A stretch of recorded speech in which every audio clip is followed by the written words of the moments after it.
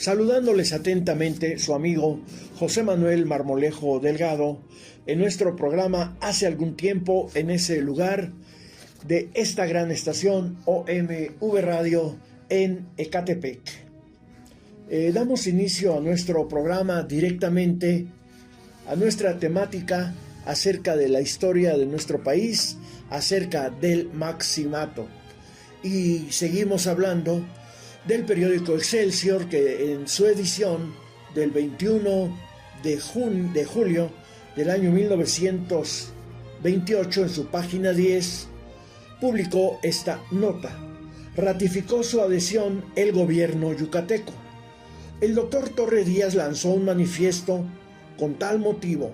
En él transcribe el mensaje que envió al primer magistrado de la nación. El crimen en contra de Obregón vino a traer una desestabilidad política. Entonces los gobernadores, algunos de ellos, para volver al control político, para volver a la estabilidad política, manifestaban su adhesión a quien era el presidente en ese momento, Calles, porque además el pueblo acusaba a Calles de ser el autor intelectual de ese crimen. Mérida, julio 20.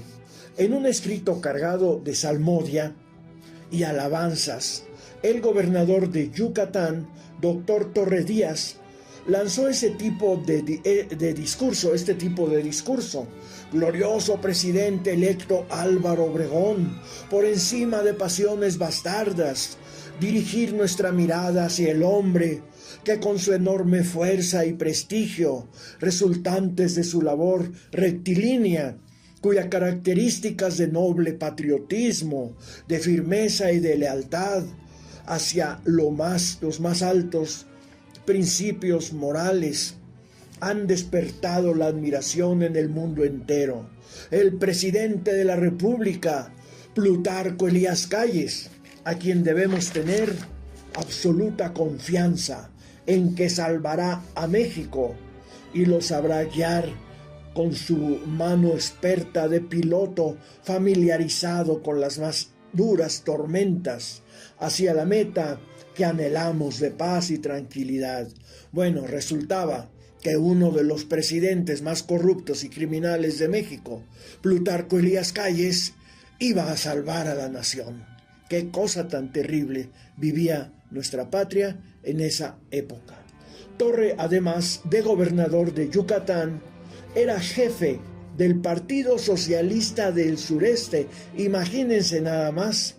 En tanto Torre pronunciaba esa clase de maniobras metafóricas, el piloto aviador Emilio Carranza moría dramáticamente al desplomarse su aeroplano, aparentemente alcanzado por un rayo.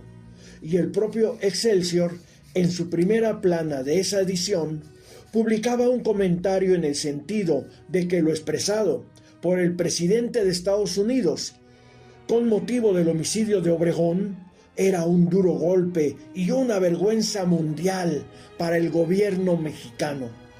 Así transcurría la vida política en Yucatán, cuyo gobernador era sucesor de los radicales socialistas Salvador Alvarado y Felipe Carrillo Puerto, fundadores del Partido Socialista de Yucatán y posteriormente del Partido Socialista del Sureste.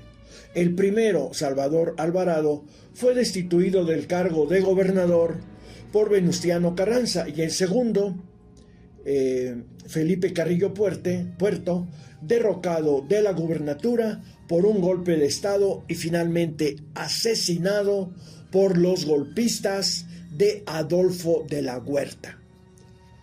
Ahora nos vamos a alejar un poco de nuestra información hemerográfica y nos vamos a la bibliográfica.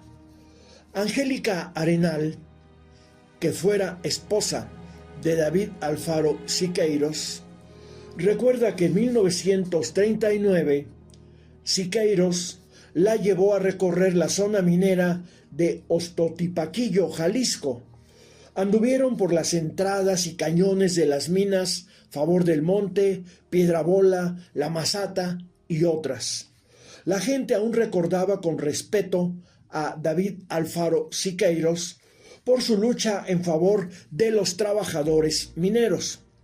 Siqueiros rememoró que con sus anfitriones a su compañero Macario Huízar, extraordinario comisario asesinado por los cristeros, rememorando que Calles envió una comisión de diputados a investigar las acusaciones en contra de Huízar por los crímenes y arbitrariedades que éste cometía contra patrones y guardias blancas de la CROM, ese sindicato charro. Huízar recibió a los legisladores con hombres armados exigiéndoles su inmediato retiro, pues de lo contrario los fusilaría. Huízar fue citado al castillo de Chapultepec para ser entrevistado por Calles.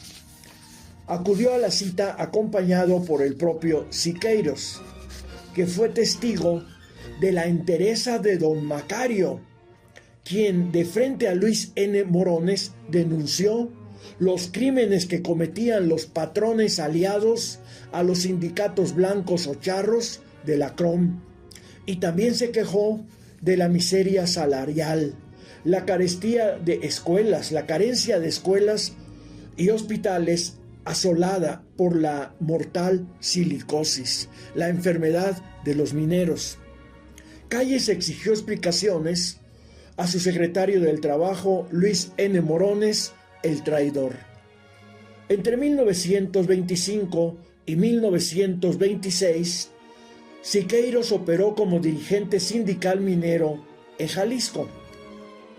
El sindicato de pintores se dividió entre los que claudicaban, sometiéndose al oficialismo, y los que en rebeldía abandonaban temporalmente la pintura, como José Clemente Orozco, quien emigró a Estados Unidos. Se vivía el apogeo de la lucha en contra de la envilecida CROM, y Siqueiros organizó la primera federación minera, base de la poderosa Federación Minera de la República. El Partido Comunista de México se fortaleció aún más con la huelga ferrocarrilera de 1926 y dirigiendo la sindical unitaria. Siqueiros constantemente era encarcelado por el gobierno de Calles, que lo quería matar.